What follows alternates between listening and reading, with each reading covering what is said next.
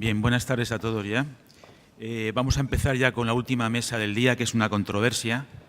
Si clásicamente tenemos la controversia de dónde poner el electrodo en la estimulación convencional, sin el APEX o en el ventrículo derecho, es una controversia clásica, aunque hay muchos grupos que ya van sumándose a la estimulación en el trato de salida de ventrículo derecho, hoy vamos a trasladarla al caso de la resincronización cardíaca, que además cuenta con el hándicap de que más de la mitad de los pacientes, aparte de estimulación convencional, van a llevar un cable de desfibrilación. Entonces, el cable de desfibrilación en trato de salida es lo mismo que en APEX, estimulación convencional en resincronización es lo mismo el trato de salida que el APEX. Entonces, contamos hoy con dos ponentes especialistas en este tipo de enfrentamientos.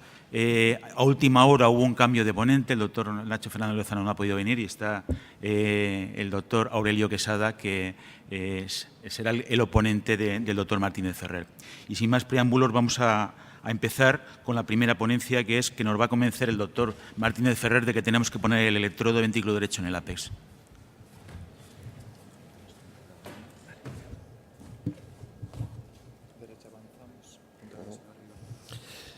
Bueno, muchas gracias a la organización por proporcionarnos esta oportunidad de pelearnos, Aurelio y yo, y muchas gracias a vosotros por seguir aquí. Cuando hicieron la pregunta genérica de dónde implantar el electrodo ventrículo derecho en la TRC, recé a la Virgen del Pilar y me tocó la buena. Entonces, bueno, pues partiendo de esa base, voy a plantear por qué creo que es necesario estimular el ventrículo derecho en la resincronización, si es que hay que estimularlo desde el APEX. Lo primero que quería aclarar es que el título de la mesa, que ya Juan Gabriel lo ha dejado claro, recoge que yo debo hablar sobre la estimulación en APEX de ventrículo derecho y el doctor Quesada debe hablar sobre la estimulación en tracto. Claro, esto tiene una trampa saducea, porque tracto es tracto. Tracto no es septo, medio, ni alto, ni pared libre. Entonces, ahí veremos dónde acabamos, porque a lo mejor pretenden que me enfrente, ganaría igual, planteando el APEX frente a todos los demás. En cualquier caso, asumo la posibilidad de que se compare, como haré yo también en la presentación, el APEX con otros puntos del ventrículo derecho. Lo primero que hay que concretar es que ya tenemos desde hace cierto tiempo información suficiente para decir que estimular el APEX o el tracto en la resincronización es posible. O sea, hay evaluaciones dirigidas específicamente para valorar y confirmar que tanto los test de estimulación como la detección como las resistencias son similares independientemente de dónde coloquemos el electrodo de ventrículo derecho en la resincronización. También es cierto que no se especifica en algunos de los trabajos y se plantea la resincronización Brady, no la resincronización con desfibrilador, como muy bien ha dicho el doctor Martínez. Bueno, evidentemente podemos encontrar los implantes de desfibrilador con el electrodo puesto en la parte alta del septo tracto.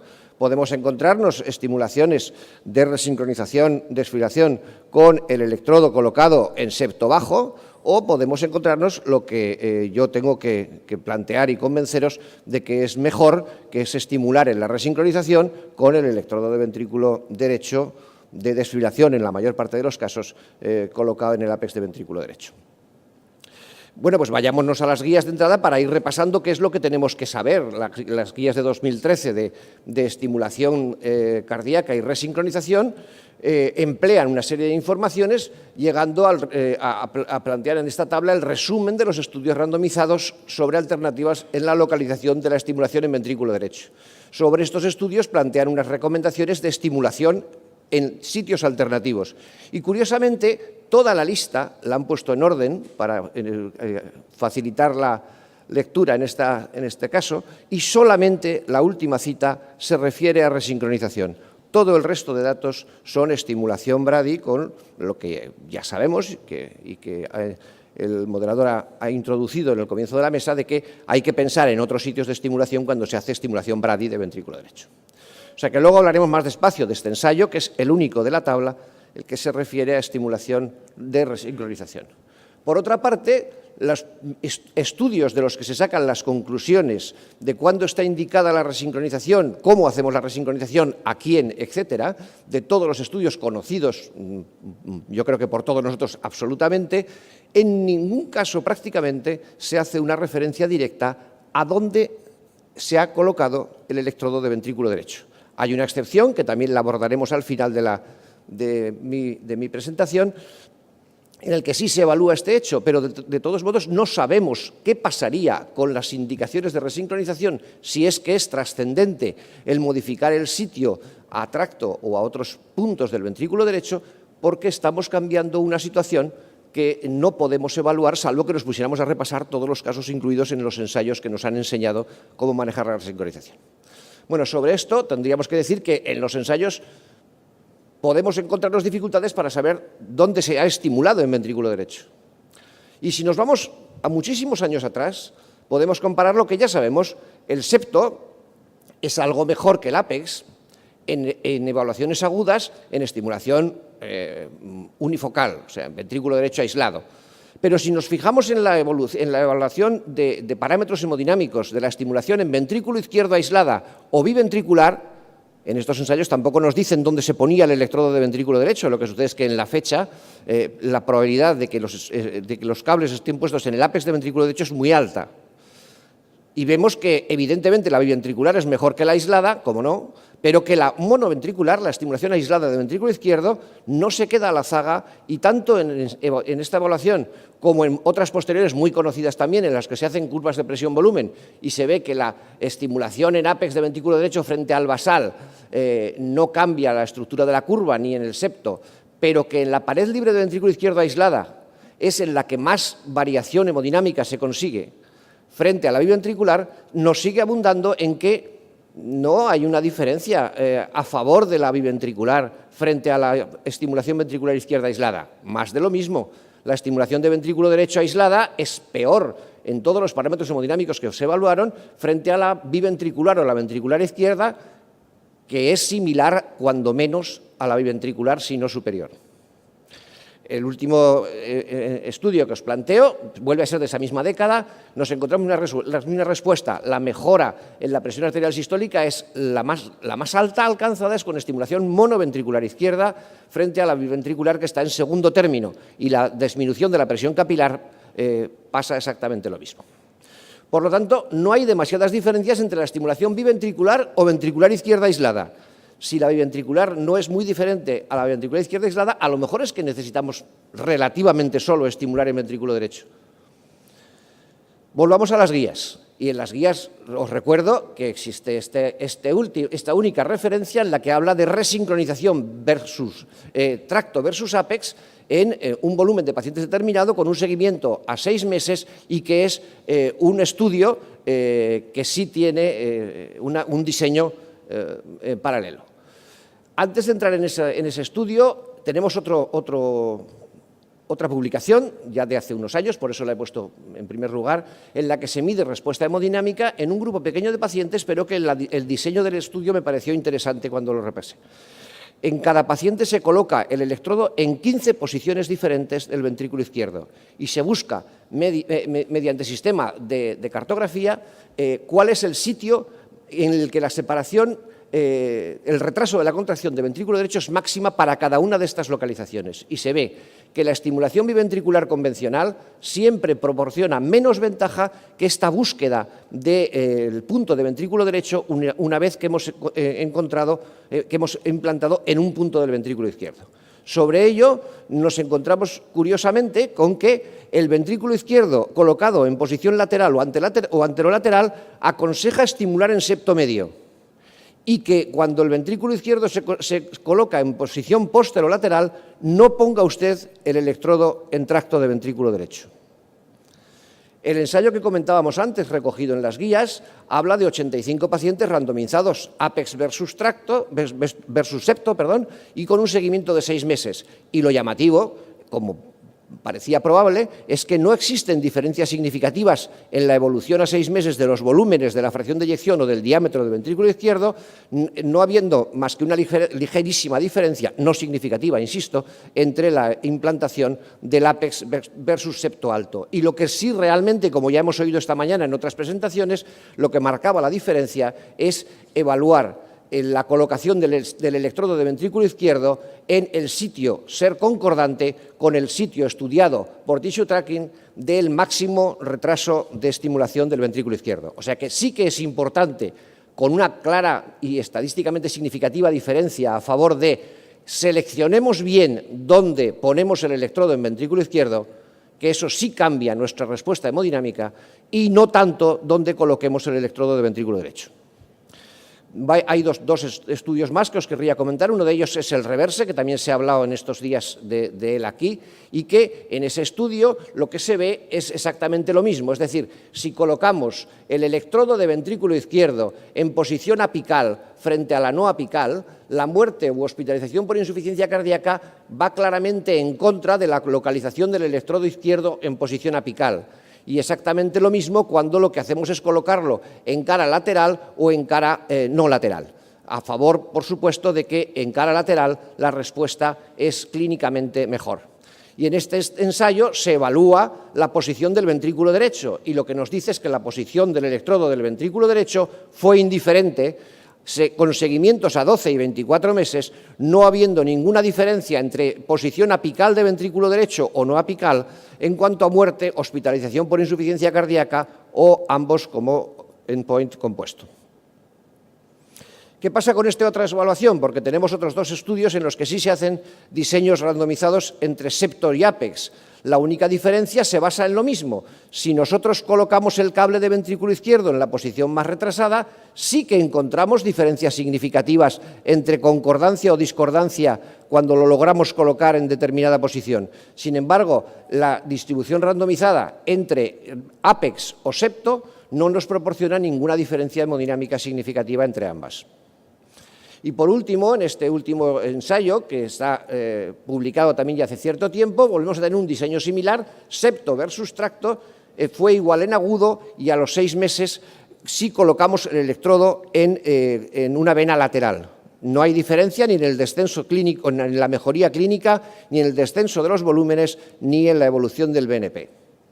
Si colocamos, sin embargo, la vena coronaria en localización anterolateral, gana, por decirlo de alguna manera, tanto en la clase clínica el descenso de volúmenes como el descenso del BNP en la posición de ápex.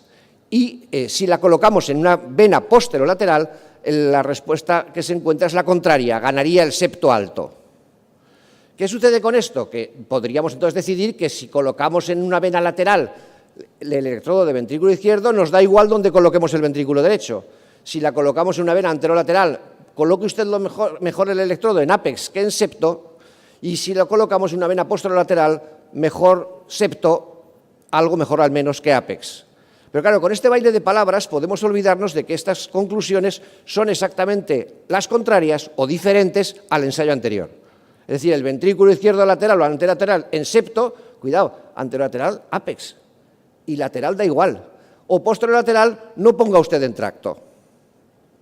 O sea, parece ser que lo importante en la resincronización es la estimulación del ventrículo izquierdo, y podríamos seleccionar el ventrículo derecho más eficaz dependiendo de su localización, pero no es un objetivo fundamental de entrada hasta ahora la localización de dicho electrodo.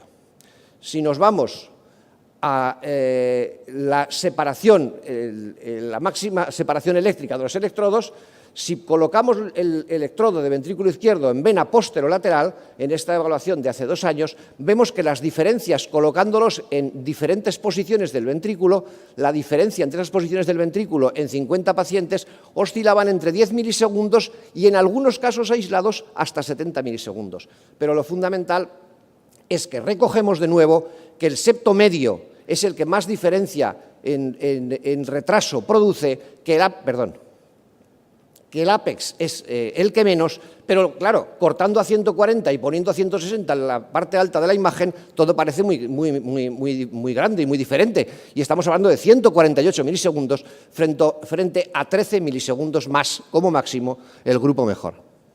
Recuerdo que estamos hablando de tracto frente a Apex. Aquí tenemos una pequeña evaluación que nos atrevimos a hacer en mi hospital después de que el doctor Juan Leal me ofreciera participar en esta controversia, y lo que hemos hecho es que en los 2 o 3 resincronizadores que hemos implantado desde esos días, pues después del venograma, lo que hemos hecho es colocar el cable de ventrículo derecho en Apex, el cable de ventrículo izquierdo donde corresponda, y el cable de la aurícula lo hemos llevado a donde hemos querido para medir las diferencias de distancia eléctrica entre las diferentes localizaciones que podíamos establecer entre el Apex, en este caso septo alto, y el propio ventrículo izquierdo. Y lo que medimos es lo que ya nos describía el ensayo anterior. O sea, estamos hablando de que ventrículo izquierdo frente a tracto nos daba 150 milisegundos de diferencia, ventrículo izquierdo frente a Apex nos daba 150 milisegundos de diferencia, y el tracto y el Apex se separaban como máximo 20 milisegundos. O sea que realmente las diferencias pueden existir, pero hasta tal punto de que si invertimos los canales de detección de nuestro sistema de PSA, este número baila. Con lo que diferencias de 20 milisegundos, cuidado cómo las medimos, porque pueden ser artefactadas. Con todo ello, las guías de la Sociedad Europea de Cardiología con respecto a la resincronización nos dicen exactamente la localización del electrodo del lado derecho, la práctica varía con respecto a la localización óptima del electrodo de ventrículo derecho, mientras la estimulación septal puede ser preferible en los marcapasos convencionales, en sistemas TRC no es necesariamente el caso. La ubicación del electrodo del ventrículo derecho y el impacto sobre la eficacia de la representación de la TRC es incierta, o sea que abunda en lo que os he estado comentando. Vale, y hasta aquí va todo bien, pero llega el MADIS-CRT.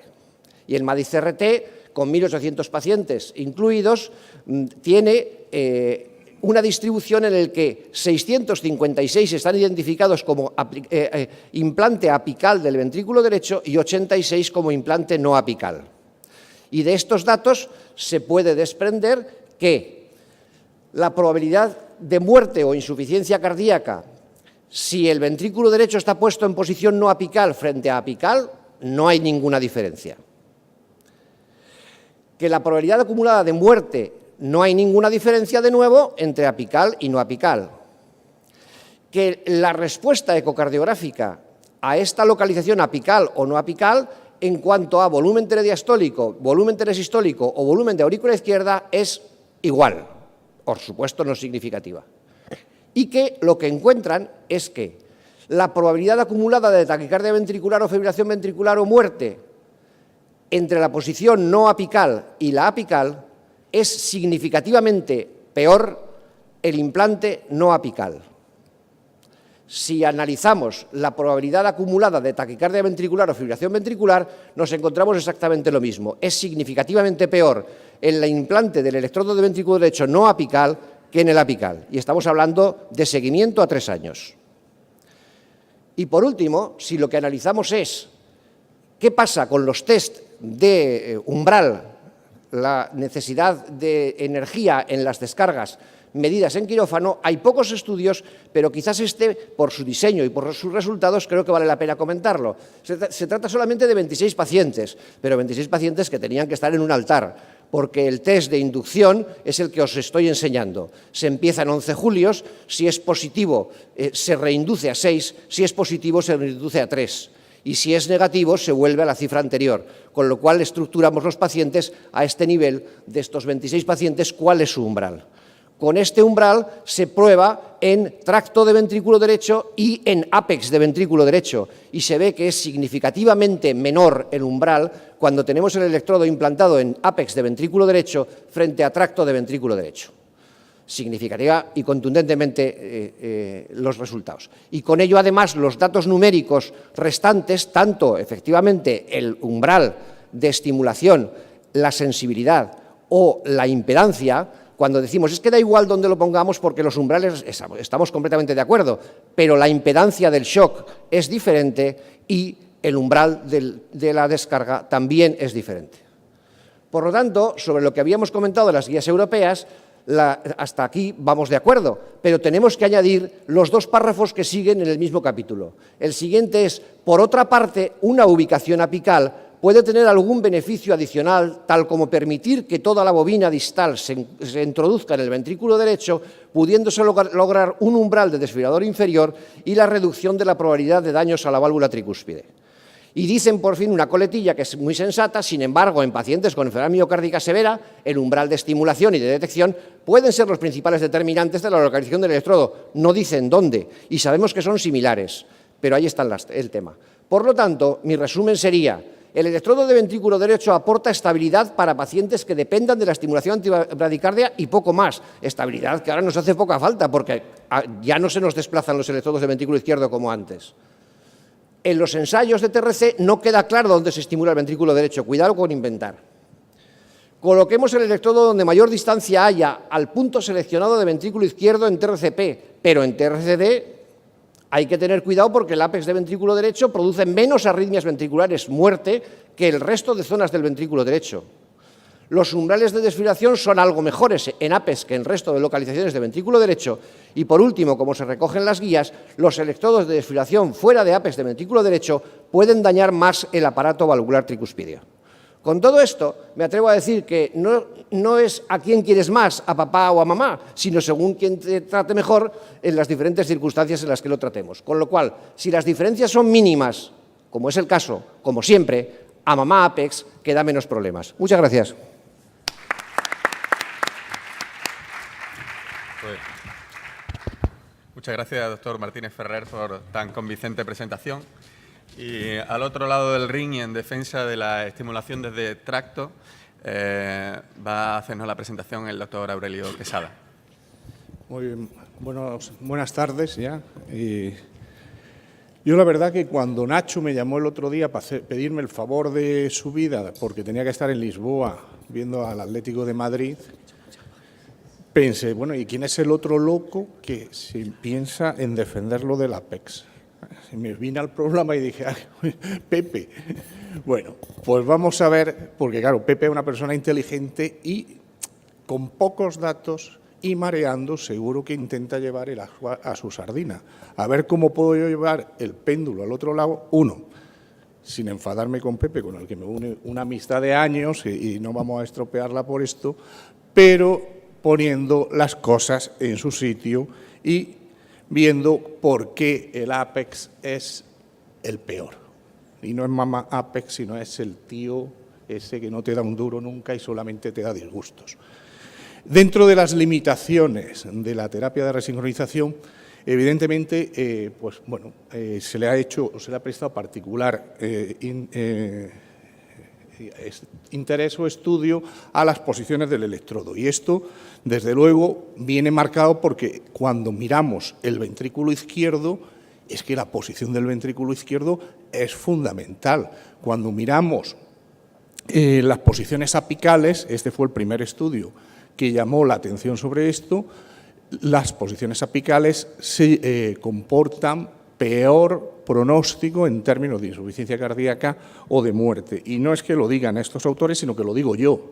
En el MADIS CRT estuvimos buscando cuál era la mejor posición del cable de ventrículo izquierdo, dividimos en medio, basal y apical y encontramos que cuando nos llevábamos con toda la buena intención del mundo, los que se lo llevaran, a Apex el electrodo, pues simplemente el endpoint combinado de muerte y de insuficiencia cardíaca era mayor en esos pacientes que es los que poníamos el electrodo en posición basal o media. Y además, es que dice, pero bueno, ¿cómo puede alguien venir aquí a una mesa de asincronía, de resincronización, defendiendo la posición que más asincronía crea? Esto lo sabemos por 1000 estudios en marcapasos y en resincronizadores. En marcapasos, aquí tenemos uno de tantos en donde las alteraciones funcionales en tanto de perfusión de los segmentos, en términos de alteración de la función diastólica, en términos de alteración de la función sistólica, son mucho mayores en la estimulación desde el ápex que desde la estimulación del septum, que por cierto, como yo estaba implicado en el programa, para mí la mesa se llama estimulación desde el septum.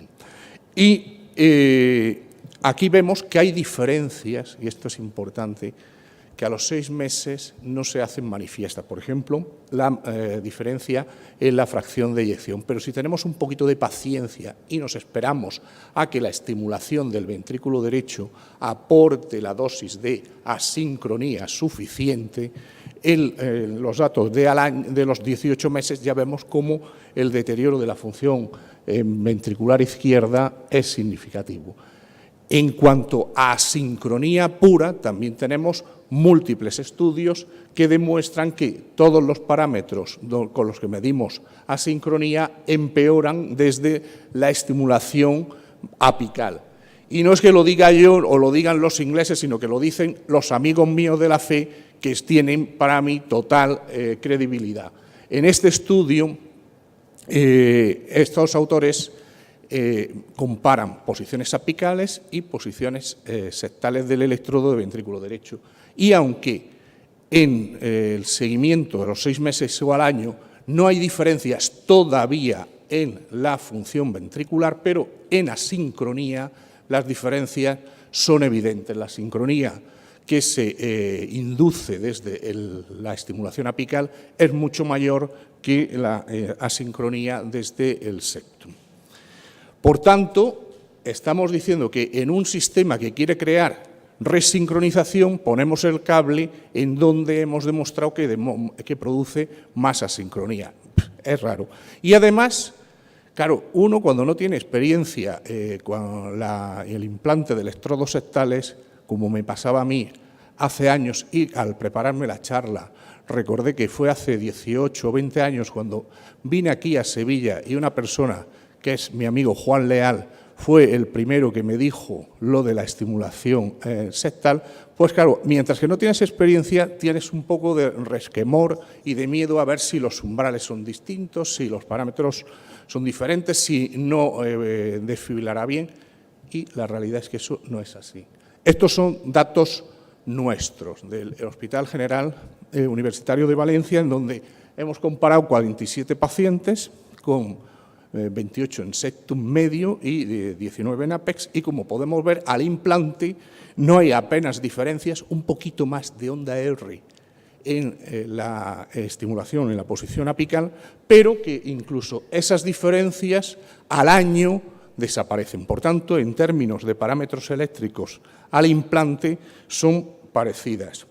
E incluso hay algún estudio experimental en donde, como en donde en perros demuestran que la estimulación apical produce mayor facilidad para arritmias inducidas tanto por estimulación programada como por la administración del dofetilide, como esa simpática Torsades-Boin, en donde, como vemos, en estimulación apical, en las columnas de la izquierda, son significativamente más alta la incidencia que en la estimulación septal, que son las columnitas de la izquierda. Ni los umbrales de desfibrilación.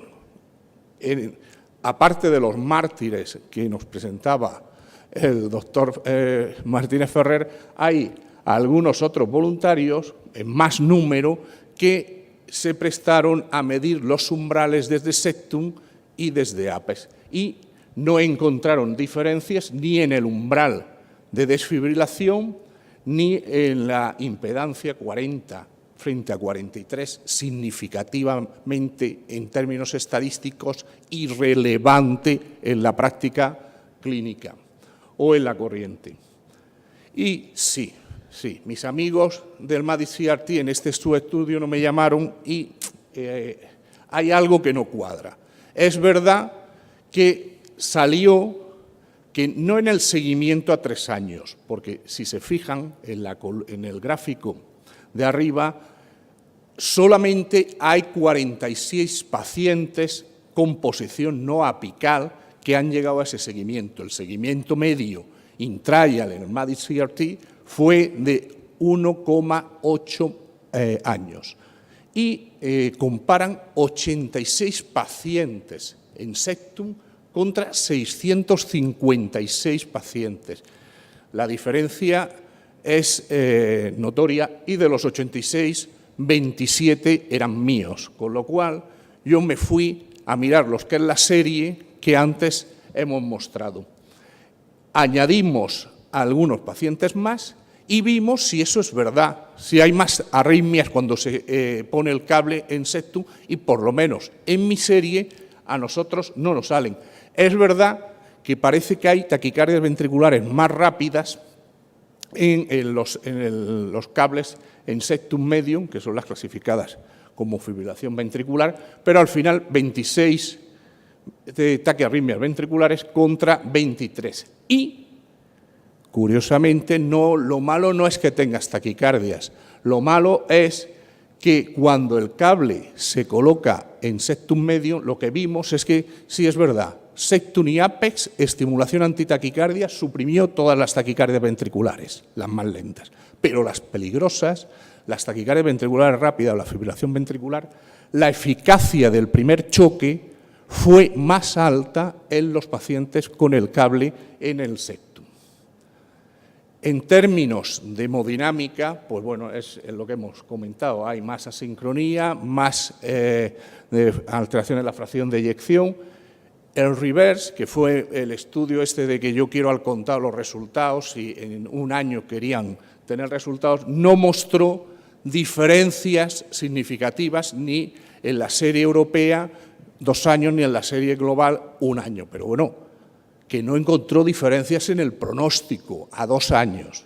Eso no quiere decir que sea peor el septum, al menos es que es por lo menos igual.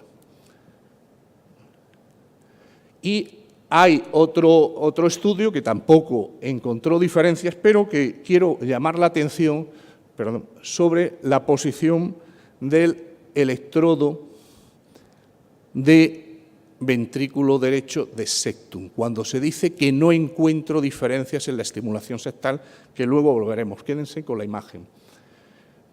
Unos iraníes, pues los pobres ahí con trabajo, que nos los ha presentado el doctor Martínez Ferrer, pues encontraron que en algunos casos el apex no era lo mejor y que había algunos pacientes que sí que se beneficiaban clínicamente. Son pocos pacientes y esto hay que tomarlo con precaución. Pero lo que sí que es verdad es que está demostrado, y hasta el doctor Martínez Ferrer en su hospital lo ha visto, que el tiempo de máxima separación entre el ventrículo izquierdo y el ventrículo derecho, que es uno de los principales determinantes de la respuesta, es mucho, esto fue un estudio, es mucho mayor en septum que en apex.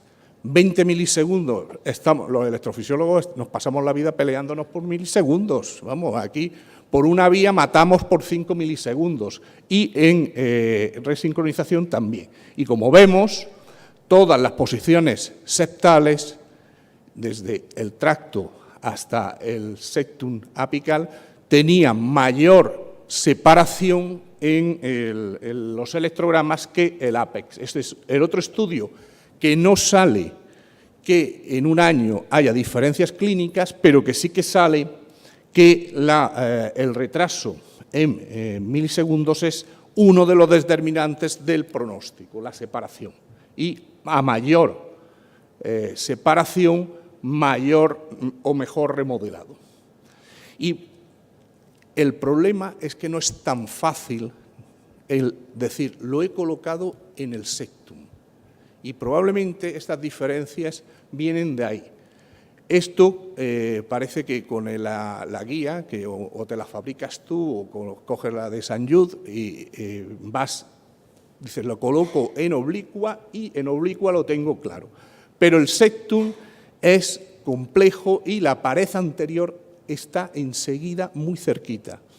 Y eso hace que cuando uno analice a dónde de verdad ha puesto el cable, pues veamos que hay autores que encuentran que cuando creíamos que teníamos el cable en septum de ventrículo derecho, estaba en la pared anterior del ventrículo derecho o incluso casi en la arteria pulmonar. Entonces, a la hora de decir que el cable es septal, pues hay que llevar un poco de precaución. Incluso el electro hay que llevar mucho cuidado porque la diferencia entre colocarlo correctamente en el septum medio o en la pared anterior del ventrículo derecho puede ser tan sutil como que la negatividad de D1 es completa en las posiciones anteriores y menos acusada en las posiciones de septum medio. Mi amigo Haranburri ha ideado un sistema que puede favorecernos y que yo creo que es uno de los mensajes para llevar a casa, y es el empleo de la proyección oblicua anterior derecha, dibujar una rejilla imaginaria y en esa oblicua anterior derecha intentar que nuestro cable esté en el cuadrante de en medio, porque si está más adelantado, ese cable está en pared anterior del ventrículo derecho y no está aportando la resincronización. Y, por último, yo quería preguntar, ¿quién tiene ahora mismo o quién emplea más cables de fijación pasiva para el ventrículo derecho que de fijación activa? ¿Cuántos en la sala su práctica habitual es usar más cables de fijación pasiva? Nobody. Bien, pues este es el problema. Los cables de fijación pasiva, que tienen ese sacacorchos que sobresale un par de milímetros por lo menos desde el extremo distal del electrodo, se diseñaron cuando yo entré de alumno interno en cardiología en el 79 para unas indicaciones concretas y colocarlos sobre todo en sitios distintos del ventrículo derecho, porque adivinen dónde está la parte más delgada del ventrículo derecho, el ápex. Y eso hace que cuando uno lleva al ápex, y aquí sí que ha sido listo el doctor Martínez Ferrer, porque de estas complicaciones no ha hablado, y de la hipotética puede dañar la tricúspide del cable en el septum, sí. Pues esta nueva entidad que se ve cada vez más aparece cuando uno coloca el cable en el ápex, porque el ápex es la parte más finita y enseguida pues tenemos ¡ping! Ahí nuestro cable sobresaliendo, pero sobresaliendo por la parte que no queríamos.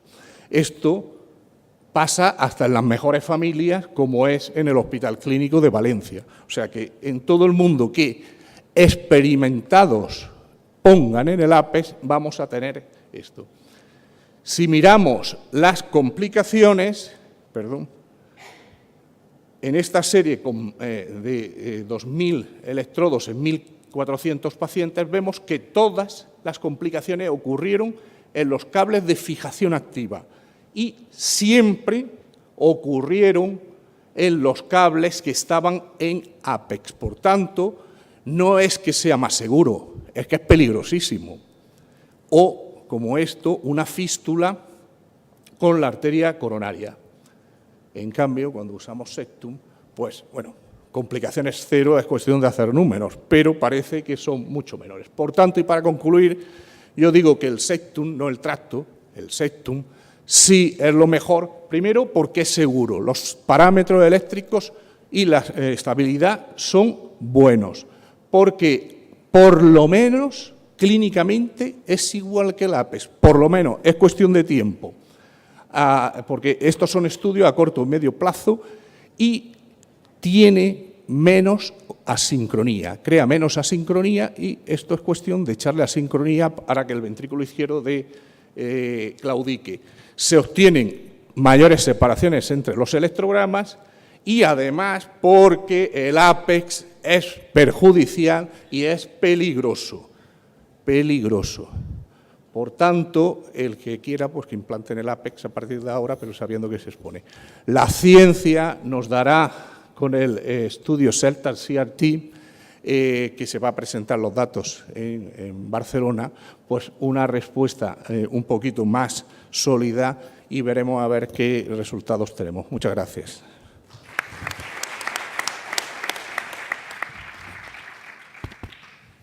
Bien, muchas gracias a los dos ponentes. ¿Hay alguna pregunta en la sala? Sí, doctor Leal.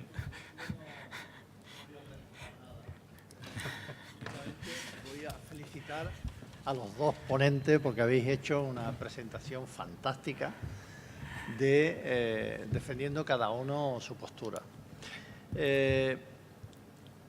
A favor de Pepe, pues tengo que comentar que efectivamente yo comparto contigo, que sabes perfectamente cuál es mi afición por el sector, que seguramente a nivel de la CRT es bastante menos importante poner el cable en el sector o ponerlo en el APE, ¿verdad?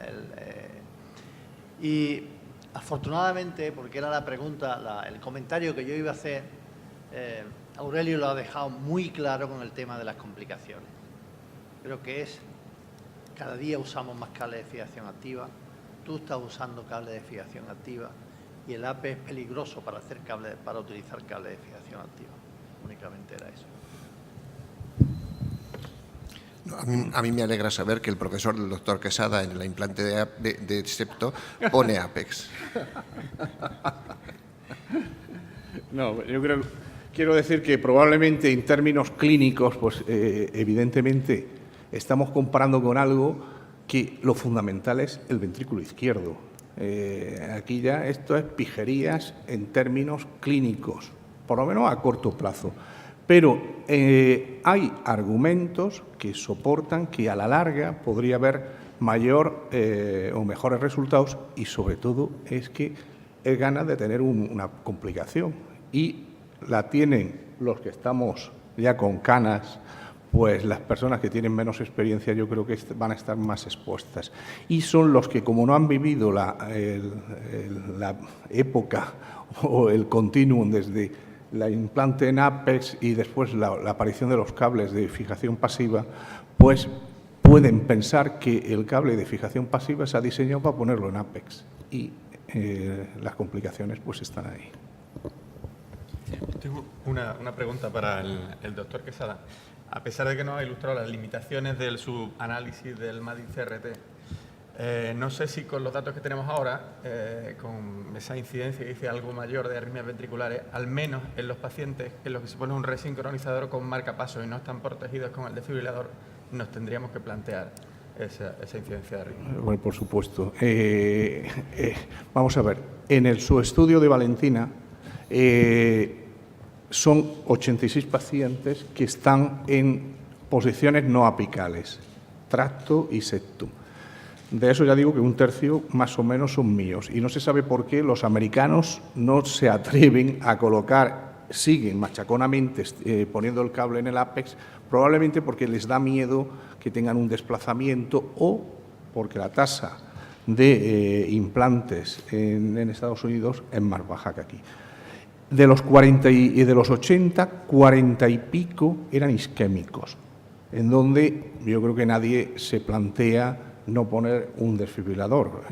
Paciente en clase 1, 2, pero con fracción de eyección menor del 30% y un QRS de más de 130 milisegundos. Entonces, ahí nos quedan solamente 40 y pico no isquémicos y las diferencias son en el primer año. Yo ya he enseñado que además da lo mismo, o sea que probablemente el electrodo no tenga, la posición no tenga influencia en las arritmias, pero sí que puede tener alguna influencia en el tratamiento.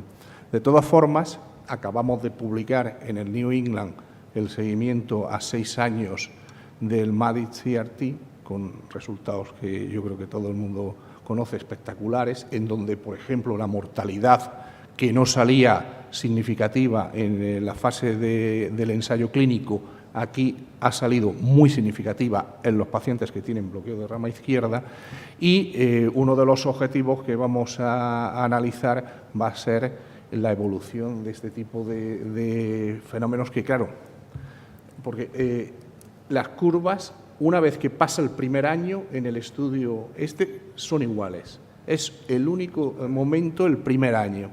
Entonces, hay que ver si esas curvas después pues, siguen iguales o tienden a confluir y, bueno, la respuesta la tenemos, hay que trabajarla, pero en 1 o 2 años pues, seguro que podemos estar aquí diciendo los resultados.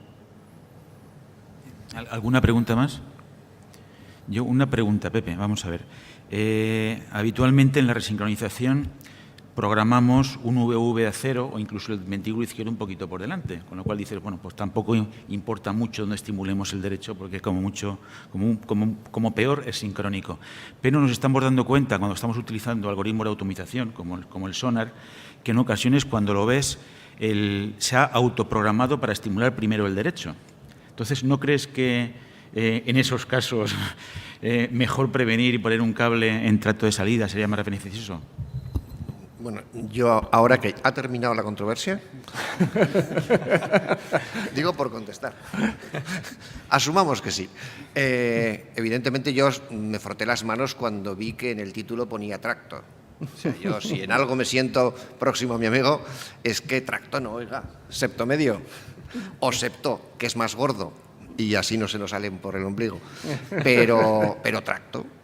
Esa es una. Otra, mi planteamiento inicial de contaros lo que ya sabéis, porque hace muchos años que se ha visto que el ventrículo derecho es anecdótico en la resincronización a priori, pues lo quería dejar encima de la mesa, porque estoy también de acuerdo con Aurelio en que estamos valorando si tenemos el ombligo redondo o cuadrado, ni siquiera si no tenemos, ¿no? Entonces, vale, de acuerdo, hasta ahí estamos bien.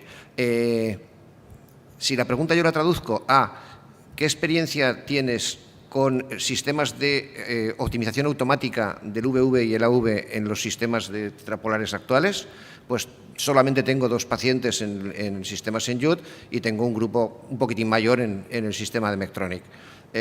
Yo a algunos pacientes he tenido que apagar el sistema automático por estimulación frénica, he tenido que apagar en algunos pacientes el sistema porque priorizan las medidas eléctricas, pero no se fijan en el aumento de umbral que supone ese cambio. Y hasta tal punto de que hoy sé que lo estoy haciendo mal, lo pongo encima de la mesa para que me critiquen, lo enciendo si es preciso, pero los pacientes se van de mi hospital con el implante hecho y el sistema automático apagado. Por lo tanto, el sistema automático ese del que todavía no me fío mucho porque soy demasiado mayor, prioriza la estimulación de ventrículo derecho sobre el izquierdo, yo necesito que me lo diga un ecografista bueno que tengo que elegir cuál es.